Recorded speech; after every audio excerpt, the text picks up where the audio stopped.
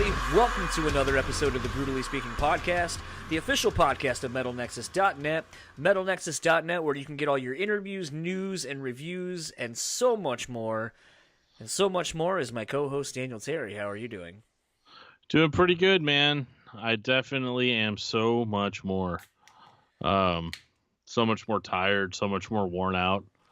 12 hours a day, 5 days a week. Yeah, killing it. Kind of hear that too, between doing the podcast and doing my pseudo part-time job that I work literally whenever I'm not doing this. But speaking of somebody else who works tirelessly is our guest, Ryan Kirby, vocalist for Fit for a King. I was really bummed, actually, Dan, that you couldn't be a part of this interview because you recently did an episode on discography discussion of Fit for a King. So I was really hoping that you could join on and actually kind of get to do a continuation of that episode, basically. Well, if you'd stop doing interviews at 9:30 in the morning, it'd be fine. I mean, if publicists would stop telling me that that's the only time that they have. Goddamn publicists out there publicizing. At 9:30 in the morning. Yeah. Finding space in the day. But yeah, here's the thing. I really love Fit for a King, and I've gotten more, I've fallen more in love with Fit for a King as it's gone. That song Backbreaker has me pretty much fully erect at all times. For some strange reason, and this is a side tangent because fuck you, that's why. My co-host Joe on my other podcast, him and I have taken to playing old Super Nintendo beat 'em up games like Final Fight. And whenever we started listening to Fit for a King to get ready for the show, but we just shuffled the band, and the first song that came up was Backbreaker. And I think we got 2 levels into the game while Backbreaker was going on. And you're playing as Hagar from Final Fight, so you're literally breaking people's backs in the game while you're listening to this fucking brutal song. And we're like, oh my god, that was really fucking good. We sat there for at least 3.5 hours playing old Super Nintendo games, listening to Backbreaker on repeat. And so yeah, to say that I'm disappointed I couldn't make the interview, massive understatement. I'm not quite butthurt about it, but man, I can tell you that Fit for a King is a band that if you have not paid attention to yet, you need to be paying attention to. Yeah, they're a metalcore band. They're also one of the best. Well, I think the fact that the tour that they're currently on, or we're currently on, backs that statement up very easily. I mean, half of the tour is sold out. So, I mean, yeah, obviously that speaks to what Fit for a King is currently doing, how much of an impact they're currently having on the scene that people want to go. And on top of that, I mean, even Ryan was making the comment that most of the set list is the new record. So, I mean, right. The fact that their newest record is arguably their strongest from a fan's perspective and creatively and all that it seems like, yeah, we put out a motherfucker of a record and people fucking love it. And that's what they want to hear, so much so that they get bummed when we don't play fucking shit off that record. And it's like, well, yeah, obviously. Well, you don't really get that. I mean, they're a few albums deep, so it's not even to say that had they played some older, safer ones, that the fans wouldn't have been into it. I mean, their other stuff's great, but their newest album is just phenomenal in that they're not doing anything original necessarily, but they're doing their unoriginal thing better than everyone else is. Isn't that kind of a weird thing, kind of speaking? I mean, you and I are both roughly around the same age, and we've been into metalcore for a very long time. And actually, I'm going to go ahead and spoil a upcoming guest, but I've been talking with Ryan from Legia, if you remember that band at all. And yeah. We have been talking about that early 2000s metalcore, hardcore that you and I grew up on. The basically the prototypical scene that made everything that has come after it for the last 10, 15 years. And so it's been kind of interesting, thinking about this interview I was doing with Ryan Kirby of Fit for a King, but then also talking to Ryan from Legia about basically all these bands and the bands that don't get their just due and bands that kind of were doing something a little bit ahead of the curve or just doing it better. And I definitely feel like that's where Fit for a King is. They're doing it better, and they're kind of doing just a little bit different than everybody else is currently, and that's what's making them stand out, in addition to just great songs. And I think you and I can both agree. Sometimes in metalcore, it doesn't have to be the most prolific song.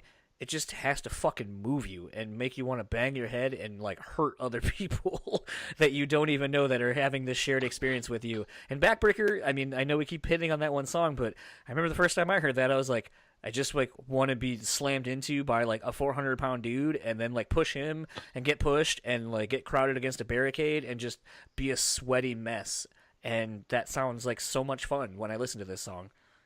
I can arrange that. That wouldn't be. That's not too tall of an order. Just let me know when. Okay. But yeah, literally everything you said was 100% true, because like I said, I said that they weren't original, but they do what they do in a way that you feel like it's original. I guess. Yeah. It's hard to say, because when I say they're not original, it sounds like I'm slamming the band. It couldn't be further from that. It's the fact that they understand metalcore better than a lot of metalcore bands do. And they understand what we as fans want to hear, and that's what I liked in the interview too, where he's like, we're trying to please like our fans. We're not going to stop doing what we're doing because somebody that doesn't understand breakdowns, it hates that there's breakdowns in our music, I thought that was pretty true. The thing that was interesting is obviously, we're talking about how metalcore's roots and all that kind of stuff and how Fit for a King are kind of extending that. And something that, Ryan and one of the best guitar players in that scene right now, Daniel Gailey of Phinehas and also Fit for a King currently, Ryan and Daniel are doing those covers, and basically they started off this cover series with doing The End of Heartache by Killswitch Engage, arguably one of the biggest songs of that era of metalcore. And then the most recent one they did was Darkest Nights by As I Lay Dying. And I was kind of surprised, and I mentioned it in the interview where I wasn't too sure. We've beaten the As I Lay Dying thing to death. It is. I have no comment. Yeah, but it's just one of those things that I am kind of surprised that they would cover a song with a band that has a little bit of heat on them currently. Yeah, I mean, but I think, like with what you said about the Killswitch song, The End of Heartache, not The End of All Heartache. It just being a very prolific song from that time period, I think was kind of their only motivation. I don't just think that, I know that because I heard the interview and that's what he said. But he's like, honestly, I really wasn't even thinking about any of that. It's just that we were looking for a badass song to cover, and that one, fit the bill. There is something about it, though. I was kind of surprised when I saw that they picked an As I Lay Dying song.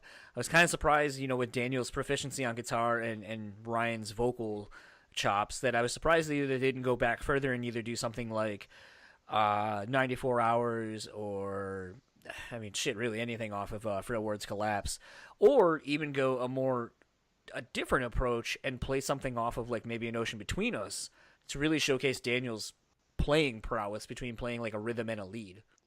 Yeah, I think though if you go into An Ocean Between Us territory, it's almost a little too new. It's not new; it's all old as shit, just like I am. But it's really, I think a song off of Shadows of Security is safe, because Shadows of Security is a safe. Because you could ask the same question about Killswitch. Why The End of Heartache? Why not something off of Alive or Just Breathing? Right. I think it's kind of the same concept that, the bands were just bigger at that time, and there's more likelihood that if you do a cover of a song off of a massively successful album, more people are going to get into it on their little YouTube searches. Well, speaking of YouTube searches, let's get into my conversation with Ryan Kirby of Fit for a King, and we will talk to you guys afterwards.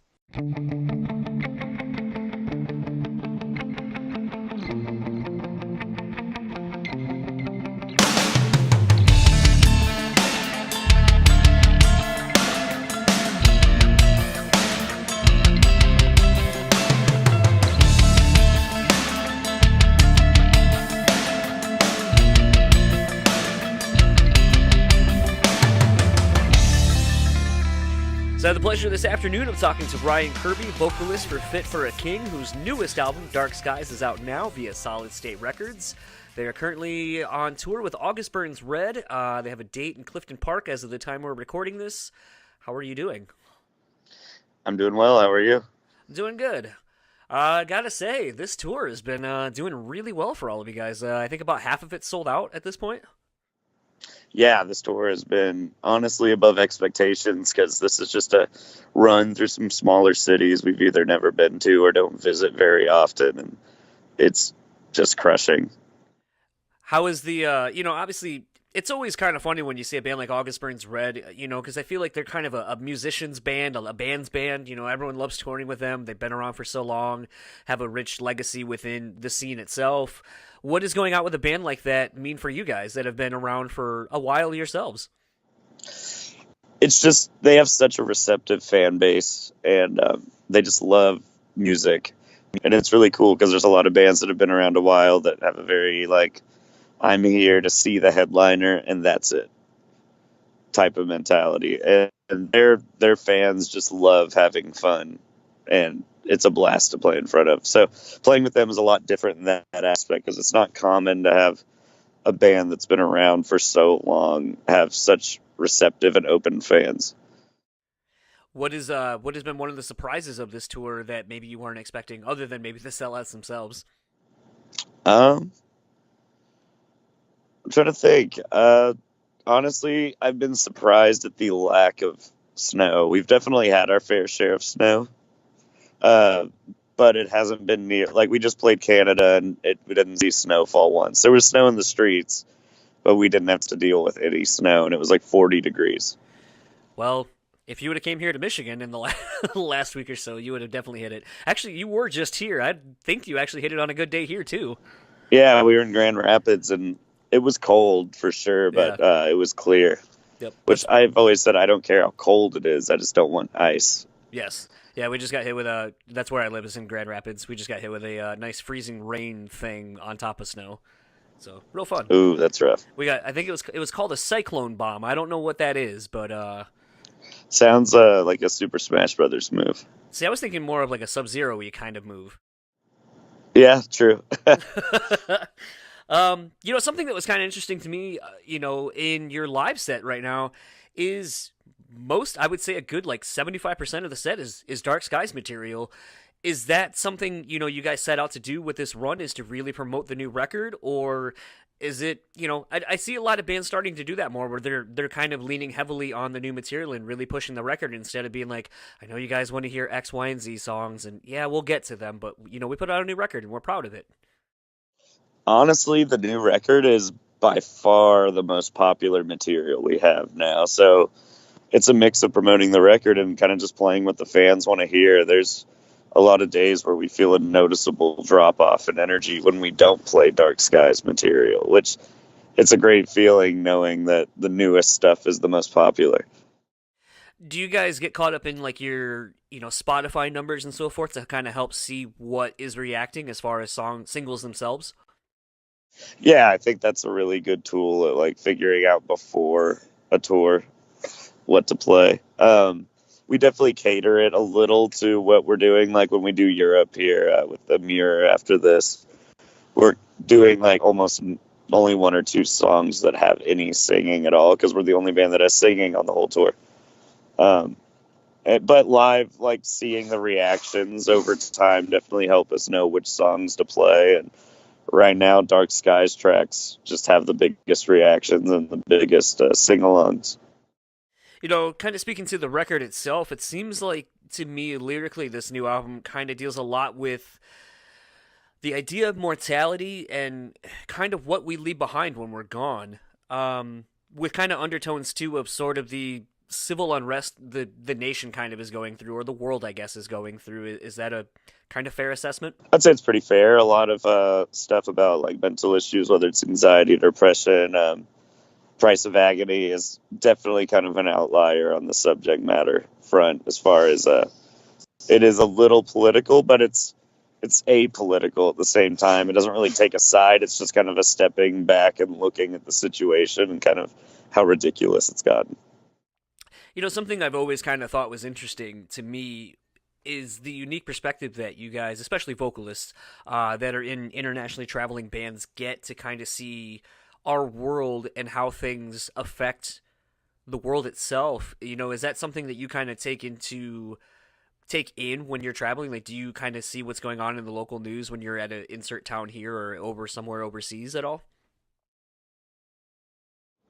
It's definitely shaped who I am as a person as far as just being appreciative of what I have. Like even just traveling to South Africa, they were going through crazy political stuff while I'm down there with the farmers and everything. And just there's so many other countries that have so much less, and we complain so much about little things here, and it's really like helped me be appreciative. Like in Africa, half the people don't even have running water or toilets down in South Africa, which you're in the cities if you're a tourist and you're like, oh, it's developed here. But when you start driving out of the cities, it's like stuff you don't see in America. And it's like, man, we really complain about some pretty pointless stuff.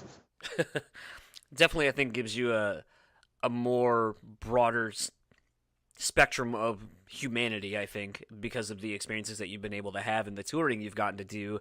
And I've always thought that kind of is a luxury.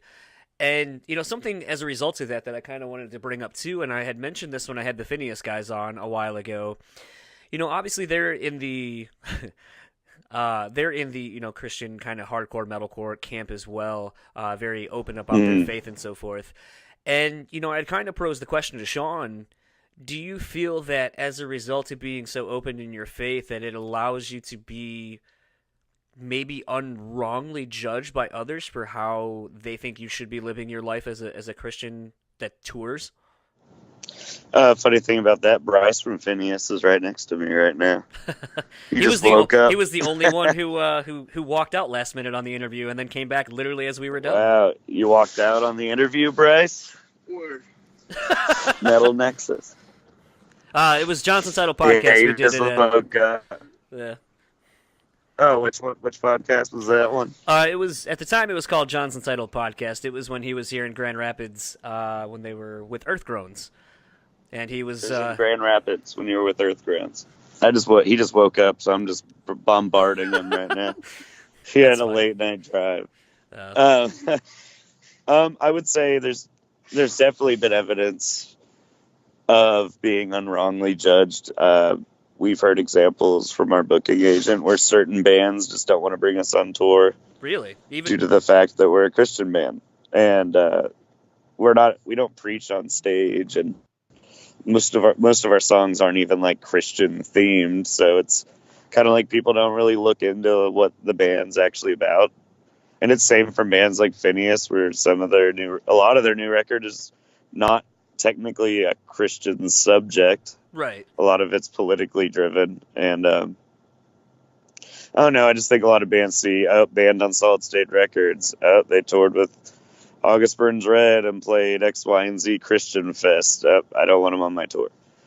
And it's not a lot of bands, but I think it's definitely affected. Not that eventually bands can come around, but I think it's an uphill battle convincing some bands like, hey, we're not going to go on stage and just preach for 35 minutes. Are you surprised in this day and age where bands are able to see... I mean, you guys did Warped Tour a couple times, I think, actually. And it's like, you know, that's a tour where a lot of bands that don't necessarily, quote-unquote, belong together end up getting thrust into each other's radars. And a lot of times you see unlikely pairings of friendships happening between bands. And I'm kind of surprised that even after you guys have done that there's still sort of the, I guess, negative connotation to the fact that you guys are just, you know, honest in who you are as people. I mean, a lot of the times, once you tour with a band, it's not a huge deal. But even on Warped, there's a huge chunk of bands that never watch any of the other bands. I mean, I'm guilty of, I've been on Warped and just straight up not watched a lot of the bands. And even if I met and hang out with them backstage, maybe I'll go check them out then. But usually the day is so long and so tiring, the last thing the other bands want to do is get off their bus and watch a random metalcore band, which I totally understand that. So yeah, it's like, so even if, let's say a band like, I don't want to throw any bands on their bus because a lot of them don't do that. So big headliner Warped Tour band A is on main stage, they may never watch anything on one of the other stages the entire tour. Yeah, I've heard a lot of that, though, is also due to the fact that it's so easy to get lost because it's never the same setup day in and day out. So it's kind of like... you have to make an effort Yeah. to walk somewhere. And a lot of times you're like, I'm on week 7 of Warped. I don't want to walk half a mile to watch more breakdowns. Kind of speaking to the Phinehas thing, and the connection, I wanted to talk about you and Daniel actually are doing your cover series. And just, your YouTube channel as a whole. First of all, something I kind of, you've put out now 2 covers. The most recent one just came out about 17 hours ago, I believe, is your Esley Dying cover of Darkest Nights. Yeah. And I kind of wanted to know, was there any trepidation on your or Daniel's parts to cover that band, given the climate of how... I don't even know if you can call them fans, but just how people feel about that band, just as the entity themselves, not necessarily the output of their music or what the music means. Honestly, we didn't really discuss any of the stuff once before covering it. It's just our goal with the channel right now is to take some older metalcore songs and just kind of update it with newer recordings. And the biggest goal of the whole channel was more to be a resource to other people that want to do covers themselves, because like on our Patreon we offer instrumental versions where one instrumental has drums removed, one has bass, one has guitar, one has vocals, so someone could very easily make their own version of the cover without having to scour the internet for an instrumental. And then we offer like a different tier where people can get all the stems for each of our covers and they can mix their own and like work on their mixes with like good, clean, raw stems. So we're just trying to be a source for people to like get into mixing or getting into their own covers. And for me and Daniel personally, like it's just fun to play some old classics that we listen to. What was kind of interesting is going through the comments on that, on the Darkest Night and on And a Heartache, was seeing people suggesting a bunch of different songs, and it kind of reminds me of like what Lost in Vegas guys are doing, where they do the reaction videos. Are you guys kind of paying attention to the comments and kind of like looking at different stuff that maybe the fans who are coming to your Facebook page and maybe being Patreon supporters, what they would like, or are you just kind of doing everything per what you would like to do with it? For definitely, I'd say it's 50% what we want to do, and then 50% what our patrons, like the people that donate $1, we put up 4 options every month at what covers they want to hear. So we kind of make a list of what we really want to do, and then we'll have people vote on it. But we definitely take comments into account because we want as many people to be happy with the channel as possible. Right. I also love, and it doesn't seem like you're necessarily doing this as much anymore, but just kind of giving a tutorial of, band basics 101 of trying to be in a touring band and how to be successful.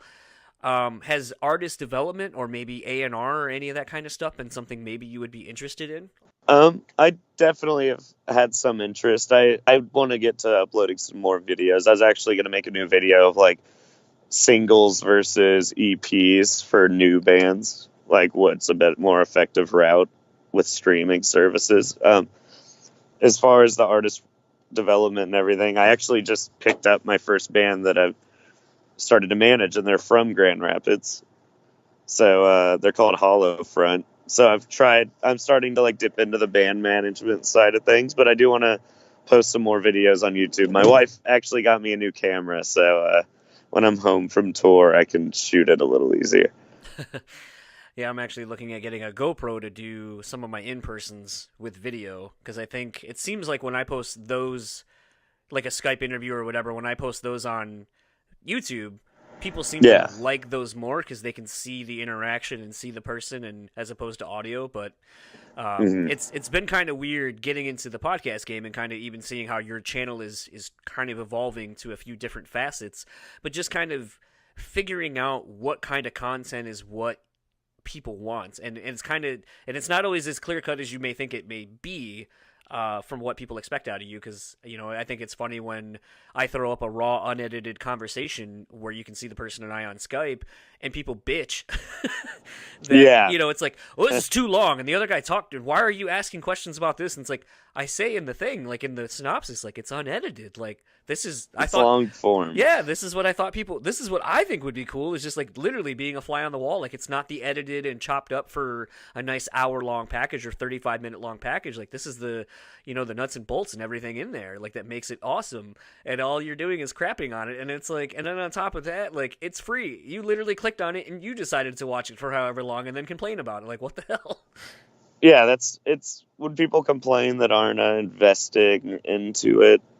If it's like an overwhelming complaint, then it's like, okay, maybe I should adjust it because more people will be happy when it's the individual person complaining. You kind of just have to roll with it. I mean, we get comments of people saying they don't shred enough, or all this is breakdowns. And when people say things like all this is breakdowns, I'm like, you probably don't like this genre of music, so not going to adjust our whole sound and what we are because a few people are like, I don't like breakdowns. It's like, well, we weren't trying to impress you then. It would almost be kind of funny to do something sort of akin to what Bring Me did on their newest record, where they threw in like a breakdown at the end of one of their songs, but it was a very tongue-in-cheek thing, and it's on the song basically saying that some kid in a Black Dahlia shirt doesn't call him metal anymore or whatever. And so it almost just be funny. It's like, all right, well, if you don't think there's enough shred, like, just basically throw one song in there where it's just so tongue-in-cheek, kind of like, okay, you say we don't shred, it's too much breakdown, or we don't break down enough. Like, tell you what, here's a little bit of everything, and just there, now you got it. Hey, well, the fun part is on the new record, we have a guitar solo, so I'll just say, go listen to that song. And there's going to be more solos on the new record. Are you guys already writing a new record? I mean, I know it came out in September, I think, of last year, so, I mean, you're not too far removed from it being a year old, and in some cases, this is where bands, depending on how the album's doing, start doing the new record and kind of start going into pre-production mode. But are you guys already kind of done on this album cycle once these tours are done? Oh, no. This will probably be a cycle we ride for a little bit. The album's doing better and better, and we've only discussed what we want for the direction of newer material, so we haven't actually sat down and started writing. Okay. What, something, you kind of touched on something I like talking about, which is more a little bit about the business side of the industry. It seems like bands nowadays will kind of do a long lead up, and you kind of talked about this in one of your videos on YouTube about doing why you dropped 5 singles before the record came out, and it's kind of an extended thing to keep fans interested in the record, as opposed to be like, okay, here's a single, and then the record drops and everyone forgets about it. It seems like music is, I would say, heavy metal music and so forth, and a lot, I would even say pop, and everything's kind of chasing this trend of what hip-hop has kind of been doing, which is more singles, EPs, and then random, like, kind of full-on albums after a while. Do you see that that's kind of the trend now with, like, the playlist culture we're sort of in, is it's more about putting out singles every so often to satiate fans and kind of keep reintroducing yourself to the fans that you may have, or get new fans as well?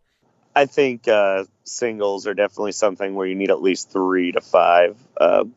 I'm leaning towards next time maybe 4, but I think a lot of singles work if you have genuine great songs that are going to be put into playlists. There was 1 or 2 of our songs that never really caught on as much as the others, so we probably would have survived with 3 or 4. But I think it's just the way things are with Spotify and the algorithms. It benefits heavy traffic to individual tracks. It's been really interesting to see the progression of your band over the tenure of the band, and I always think it's interesting too how great of a work ethic you have. I mean, you guys have put out, what did I count? I think it was 6 records over like 8 years, or 5 records over 8 years. Yeah, something like that. Like, that's kind of insane in a day and age where you see, I mean, the joke for a while was that, the new Guns N' Roses record, whenever it was going to come out. And now you see, you're starting to kind of see this trend where I feel like a lot of bands are actually taking longer to put out records to almost build whatever fan base they can from the touring, since that's where most people make their money now, and the emphasis kind of seemed to shift. But it's been interesting to see that you're almost opposite of that mold, where you kind of you tour quite a bit, but you also have a really healthy output of music that constantly is evolving and growing over the time, and I think that's very commendable. I don't know if anyone really ever comments on that at all. No, I appreciate that, and I feel like it's just right now we're not burnt out at all or feeling a lack of ideas, so we're always excited to start writing again. And it's I know some will experience writer's block, or it was such a difficult process just getting the record out that once it's done, you're like, I don't want to do that for like 2 more years. Has there ever been thoughts of doing something solo from you? Maybe to explore some different types of music or any different kind of lyrical themes? I mean, not saying you can't express what you want to do lyrically in Fit for a King, but maybe there's something that you would like to do that isn't in the vehicle of Fit for a King. I would love to. I was working for a little bit on some rock songs with Chris, the guitarist of Currents. I really want to jump back into that. And then I would love to work on some like death metal, like white deathcore, like Whitechapel-y type stuff, which is like where my roots were growing up and local bands and stuff. Oh, you're gonna get those internet comments going. They were screaming for some Whitechapel covers from you guys. Oh yeah, they'll come. Kind of in wrapping up, so like I said, you can get back to your day since I know you got a show to prepare for and all that. I just totally lost my train of thought, actually. With this Immure tour, that takes you overseas. What does the rest of 2019 hold for you guys? We have another huge overseas tour later in the year. Like probably the biggest tour of our career as far as the amount of people we'll play in front of. That's not announced yet. And then still waiting to see this summer. We might do like a little small market headliner. And then we would love to, that we have another support tour at the end of the year. And then I'd love to, the plan is at the beginning of 2020, finally do like proper headlining shows and do like Dark Skies World Tour stuff. When thinking about doing a Dark Skies headlining set in its true form, what does that look like for you guys as far as now being the band that everyone's coming out to see, like the de facto headliner on a tour? What does that look like for you, and what do you imagine that set will be like? Definitely bringing really cool production. And really, at this stage, it seems like with the way the tracks are on Spotify and the album's taking off, just playing the full album in its entirety isn't out of the question, and then throwing in some songs from our older catalog. If you were planning on doing the album in its entirety, something I've kind of like to ask when people talk about doing that, obviously the record is the way it is for the record, but like seeing a band like Unearth, and I think even Hatebreed did this when they did Death is a Satisfaction of Desire. They don't necessarily play the album in its entirety from front to back. They kind of make a set list out of the album. Are you thinking maybe of doing something like that, where you kind of reinterpret the record and reorganize it to make a whole new different experience, or just kind of going straight from start to finish? I could definitely see a reason to do either one. I think it's something we'll sit down and just see how we feel the flow is in a live setting. And is that something, I know you guys are big proponents of vinyl. Is that something maybe you would end up recording or filming for either a vinyl and or like a live DVD type situation? I would love to do a nice Dallas show and film the whole set professionally. It's something I've always wanted to do. Do you feel, given the fact that and this will be my last question, given the fact that, you specifically are kind of a big presence online, you have a good YouTube following so far on your channel, do you feel like live DVD, like professionally shot live DVDs or Blu-rays or whatever, do you feel like those are still valuable? Because when I was, I'm going to be 35 in a couple of months, I still have a ton of DVDs and documentaries from bands that I love, like the Killswitch End Up, Alive or Just Breathing, and the stuff like that, and just how classic those albums and those DVDs were for me. And I don't know if kids nowadays have those same kind of things to look back on to really commemorate a record or a time in their life. Mm-hmm. I definitely don't think doing like a physical DVD or Blu-ray is profitable anymore. Most people are doing digital. So I think just putting it on YouTube is honestly the best route, kind of like music video style. Okay. And just having content to promote your band is really all it comes down to. And I think it could also, like, because those DVDs would excite me to go see the band live. Right. So just trying to show the craziness of a show and putting it out there with good quality for people to watch, I think having that on YouTube definitely would be a good thing for most bands, but it seems like most don't really do that anymore. But I love watching those Architects live videos and stuff, so I still love watching them, and I know people like watching them. So it's just a matter of just making it accessible and free at this point, just because people don't really have Blu-ray players and all that, and if they do, they don't really use them. Yeah. If it wasn't for the fact that I have an Xbox, I don't think I would even be able to watch Blu-rays in any way, shape, or form. Yeah. Well, that's all I had for you. Where can people find you and or the band online?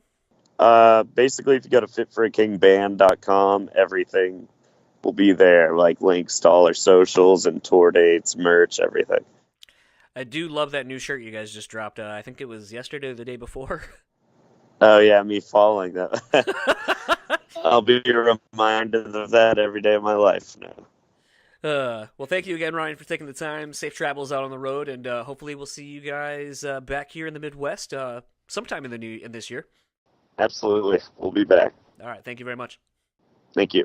So that was my chat with Ryan Kirby of Fit for a King. Dan couldn't be there as the Uber fan that he is, but he did get to listen to it. And I know we talked about it a little bit in the intro, but anything else kind of jump out at you about that interview that you enjoyed? No, the rest of it just sucked balls except for the parts that I liked. But no, I thought it was a lot of fun just getting his perspective, on. I like when you asked him how he said, or how you asked him, are there any other types of music that you want to branch out and play? So that he's like, yeah, I either want to do active rock or death metal. That's like such a huge jump there. It's like, even though arguably, I only found it funny because I was like, well, isn't that what Fit for a King is? Like a kind of a mix of like in purely non-genre Nazi terms, a mixture of active radio rock and death metal. I guess, I don't know. It's kind of funny when you pose that question to people because obviously, like, sometimes, like, actually very, very serendipitously, I got approached by a friend of mine and who listens to the podcast, I think, I don't know, about some band coming back, and he was like, oh, so-and-so's back, you should get them on the podcast. I was like, I have no idea who that band is. Never heard of them, don't know shit about them. And he was like, what? They're like the greatest sludge something or other band. And I was like, that sounds like something more up Dan's avenue. So I tell you what. Yeah. Go ask Dan to go set up something with them, because that's something I don't know anything about. I have no history with it, and I'm not going to even try to front like I have. Like, that's my thing. I think very much like with the drinks that we do when we talk about drinking and so forth, I know what I know, and I think I know quite a bit about this metalcore, hardcore, and stuff like that. But like, I also am really big into rap and R&B of the like mid to late 90s and early 2000s. I also really like pop music and so much other stuff. So I'm more versed on a wider spectrum of things. And a lot of times when I listen to Dan do discography discussion, which granted I understand, like, you're just taking a huge dive into a band's discography, so that helps as well, because I definitely do that for some of these interviews as well. But I will definitely say I feel like you already have a broader knowledge of like grind metal and tech metal and death metal and all of these things that I was never into those genres, because unfortunately production on a lot of those genres is shitty. So to me, it's like, if it doesn't sound good, I don't want to listen to it. Yeah, I mean, you might be right, but but you're still a poo-poo head. Yeah, because I mean, a little bit of bad production never hurt anybody. I mean, Jesus, come on. But I understand to your point, because it's funny how on discography discussion we're extremely inconsistent. Sometimes we're like a band, you could tell that I just like the band even if the recording that they have sounds like shit. And I'm like, yeah, it's really good, and the raw production actually helps it. But then other times, I'll criticize a band that I don't know as well, for being like, I don't know, it sounds like they recorded this in a fucking basement with aluminum foil for the walls, and like, but that is one of those deals where it's a fun question to pose to people, because you're kind of always like, well, and I compare a lot of it, because of me and your musical differences. I always think like, okay, this person we're talking to, is this a Dan or is this a John? Like, is this somebody that is, because I'd like to think that with both of us working together, we can, encompass pretty much anything, as far as recorded music goes. But it's always weird to get an oddball answer of like, active rock radio, and John's like, hell yeah. Then he's like, or death metal, and I'm like, hell yeah, like. I thought that was a lot of fun, how he posed that, and he really wasn't even joking. I mean, I think he's like dead serious. If he had a chance to do either one of those things in a side project, it sounds like he'd do it. Well, I think he was saying he was. I forget the person he mentioned in the interview off the top of my head, but he did say that he was already working on something at one point, and they just kind of lost time to keep working on it due to both the people being busy with their bands, but. Regardless of however any of that comes about, even with the YouTube cover channel that him and Dan have, I mean, it sounds like some Whitechapel shit's going to be coming, so I guess fans are going to finally get to hear him get all brutal with it on some Whitechapel. I don't know, man. He's brutal as fuck anyway. Like, yeah, I agree. I mean, that's one thing. That is my favorite thing about Fit for a King is the vocals. Yeah. Like, holy shit. I've never heard somebody sound so pissed off before without going into that like guttural deathcore, like a Whitechapel sound, Yeah. So to hear him kind of bridge the gap, I always thought that I used to joke that the vocals for Fit for a King are much more extreme than the rest of the music. Yeah, at times. Till Backbreaker. Yeah. Speaking of kind of, somewhere in between of being death metal and being active radio rock, speaking to the beer I'm drinking, I picked up a Petoskey Brewing Blueberry Crush. It is a blueberry waffle cone cream ale, and sounded super delicious. Yeah, I'm gonna let you stick with something like that. That does not sound up my alley. No, you lost me at the waffle cone. Here's the irony: I don't like waffle cones at all. I don't even like cones of any kind. Just give it to me in a bowl, and I will eat the ice cream. I don't need to get this whole other thing that's going to be cumbersome to eat and or work around while I'm trying to get to the goodness of my ice cream. Ice cream does sometimes feel like it's more of a social experiment than a dessert, because it's like a solving a puzzle as to how you eat this without looking like a damn fool. And I think right now, spoon to bowl is probably the best way to go. Oh, sure. But I will tell you, I have had the pleasure before of eating an ice cream cone wrapped in an actual waffle, which was really, really good. And I'm not diabetic yet, but I feel like if I had another one of those, I feel like I that would definitely be diabetic. To eat. Yeah, it was. I ended up just dropping it on a plate and eating it with a fork. But it was still really good. It even had syrup on the waffle. So I figured. And this is actually served at a restaurant. This wasn't like I'm drunk and these are the only ingredients I have in front of me. Hey, we've all been there. But no, this is for legitimately at one point my friend and I, all we had in our house to eat was pie crust and peanut butter. Oh hell yeah. So peanut butter pie, baby. Yeah, just with nothing else. Sounds good to me. Depression was the topping. There you go. With all that aside, Petoskey Brewing, I've never had any of their beers, but this, like I said, it just sounded good. It sounded refreshing, a nice light ale. And I'm a fan of blueberry stuff. Ironically, almost any flavor, anything I get, I don't like the actual thing. Like if sour cream and onion potato chips, I love them. Give me sour cream or onions, I fucking hate them. Give me blueberries. Flavored things, love it. Blueberry Red Bull, amazing. The blueberry Vandermeer dry cider is delicious. Put those two together, even better.